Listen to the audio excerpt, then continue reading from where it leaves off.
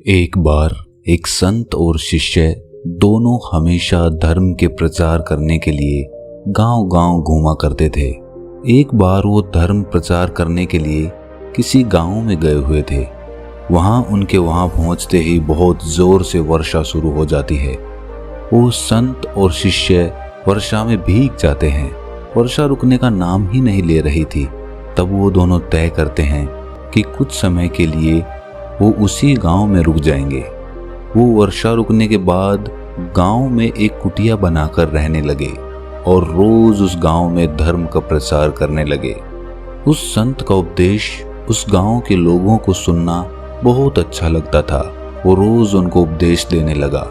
उस गांव के लोग उनका बहुत सम्मान करते थे और उन्हें भोजन इत्यादि देने के साथ दान दक्षिणा भी दिया करते थे। वो लोग काफी दिन उस गांव में रह लिए थे। एक दिन वो संत अचानक अपने शिष्य से कहता है कि वत्स, हम यहाँ काफी दिन रह चुके हैं, अब हमें यहाँ से चलना चाहिए। ये सुनकर वो शिष्य कहता है कि परंतु गुरुदेव, यहाँ कितना अच्छा है, यहाँ के लोग हमें कितना मान सम्मान देते हैं और यहाँ तो बहुत चढ़ावा भी आता है। क्यों ना कुछ दिन और यहीं रहा जाए और बाद में चलें, तब तक थोड़ा और चढ़ावा इकट्ठा हो जाएगा। शिष्य की बात सुनकर वो संत उससे कहता है कि वत्स, हम पहले ही यहाँ बहुत रह चुके हैं, अब हमें यहाँ से चलना चाहिए और हमें धन और वस्तुओं के संग्रह से क्या लेना देना है।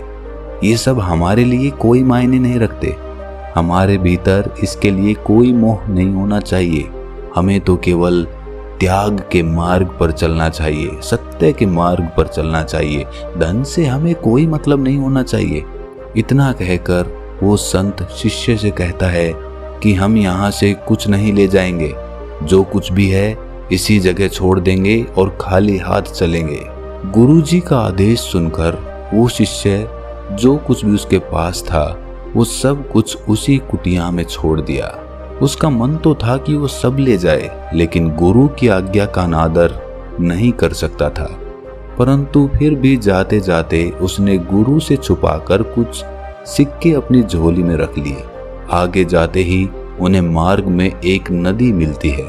दरअसल वो दोनों जिस गांव की ओर जाना चाहते थे उसे एक नदी पार करके जाना पड़ता था। जब वो नदी के तट पर पहुंचे तो वहां एक नाव वाला था।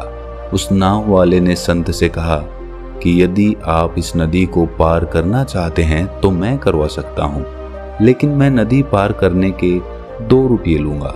आप लोग साधु महात्मा हैं, इसलिए आपसे 1-1 रुपया ले लूंगा और नदी पार करवा दूंगा। उस शिष्य को पता था कि संत के पास पैसे नहीं हैं, इसलिए उसने ये देखने के लिए कि बिना पैसे गुरुदेव कैसे नदी पार करेंगे, उसने अपने सिक्के नहीं निकाले। तभी वो संत ये सोचकर वहां पर आसन लगाकर बैठ गया कि या तो ये नाव वाला स्वयं ही उसे बिना पैसे के नदी पार करवा देगा या फिर कोई भक्त आकर उन्हें दान दक्षिणा दे देगा ताकि नाव लेकर वो उस पार जा सके। परंतु ना तो कोई भक्त आता है और ना ही अब तक नाव वाले ने कुछ कहा। संत और शिष्य को उस नदी के तट पर बैठे बैठे शाम हो गई।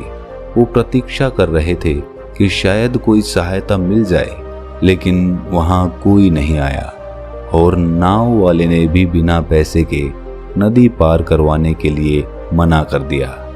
अंधेरा होने लगा था, लेकिन वो अब तक बैठे ही हुए थे। तभी नाव वाला उन्हें डराते हुए कहता है कि महात्मा जी, यहाँ अब अंधेरा होने लगा है। यूं इस तरह रात में यहाँ रुकना खतरे से खाली नहीं है। आप लोगों को यहाँ नहीं रुकना चाहिए। आप दोनों के लिए यही उचित होगा कि आप यहाँ से नदी पार करके अपने सही स्थान पर पहुँच जाएं, या फिर जहाँ से आए थे वापस वहीं चले जाएं, वरना कुछ भी हो सकता है। मैं भी रात में अपनी नाव लेके यहाँ से लौट जाऊंगा। आपके लिए बेहतर यही होगा कि आप चले जाएं। उस नाविक के मुंह से जैसे ही शिष्य खतरे का नाम सुनता है वो डर जाता है और घबराकर तुरंत अपनी झोली से सिक्के निकालकर नाव वाले को दे देता है और कहता है कि आप जल्दी से हमें नदी पार करवा दीजिए। सिक्के लेकर वो उन्हें नाव में बैठाकर नदी पार करवा देता है। नदी पार करने के बाद संत शिष्य से पूछता है कि तुमने गांव का चढ़ावा क्यों लिया? मैंने तुम्हें सब कुछ छोड़ देने के लिए कहा था, फिर भी तुमने मेरी बात नहीं सुनी, क्यों? तब वो शिष्य कहता है कि गुरुजी, यदि वो सिक्के मेरी झोली में ना होते तो हम दोनों कष्ट में पड़ जाते। रात का समय था, कुछ भी हो सकता था। इन्हीं सिक्कों ने हमारी रक्षा की है। शिष्य की बात सुनकर संत मुस्कुराने लगते हैं और कहते हैं कि वत्स, जब तक ये सिक्के तुम्हारी झोली में थे तब तक हम कष्ट में ही थे, और जैसे ही तुमने उन्हें बाहर निकाला हमारा कष्ट दूर हो गया। यही मैं तुम्हें समझा रहा था कि त्याग में ही सुख है। तुमने सिक्कों का त्याग कर दिया, उसका परिणाम तुम्हारे सामने है। ये कहकर संत ने बाकी के सिक्के किसी गरीब को दान कर दिए और आगे चले गए। तब वो शिष्य कहता है, अगर मेरे पास ये सिक्के नहीं होते तो हम नदी पार नहीं कर पाते, और आप कहते हैं कि सिक्कों का त्याग कर दो। तब गुरु कहते हैं कि वत्स, तुम अब भी भूल कर रहे हो। जब तक सिक्के तुम्हारे पास थे तुम्हारे मन में दुविधा बनी हुई थी, क्योंकि तुम्हारा मन चोरी से भरा हुआ था। तुम्हारे मन में ये चल रहा था कि गुरुजी ने मना किया, लेकिन मैंने फिर भी वो सिक्के उठा लिए। उन सिक्कों की वजह से तुम्हारे मन पर एक बोझ बना हुआ था, लेकिन जब वो सिक्के तुमने नाव वाले को दे दिए तो तुम्हारे मन का बोझ हल्का हो गया, तुम्हारे मन पर से बोझ उतर गया। याद रखो वत्स, कोई भी चीज जो तुम्हारे मन से चिपटी हुई है वो तुम्हारे मन पे एक बोझ बनी हुई है। यहाँ तक कि जो कपड़े तुमने पहन रखे हैं वो भी एक तरह का बोझ ही है।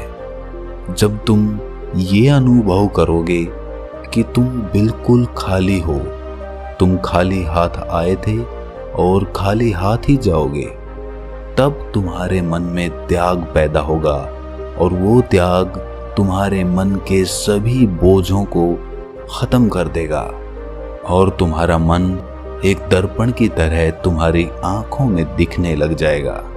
दोस्तों, हमने भी अपने जीवन में ये कई बार अनुभव किया होगा, जैसे कि जब हम घूमने जाते हैं और अपना कोई साधन साथ ले जाते हैं, जैसे कि बाइक या गाड़ी, तो हमारे अंदर घूमते वक्त ये चिंता लगी रहती है कि मेरी बाइक मैं कहाँ खड़ी करूं, या फिर जहाँ पे मैंने अपनी बाइक खड़ी की है वो सुरक्षित होगी या नहीं होगी, कहीं उसकी चोरी तो नहीं हो गई होगी। उसकी वजह से हम घूमने का पूरा आनंद ही नहीं ले पाते हैं।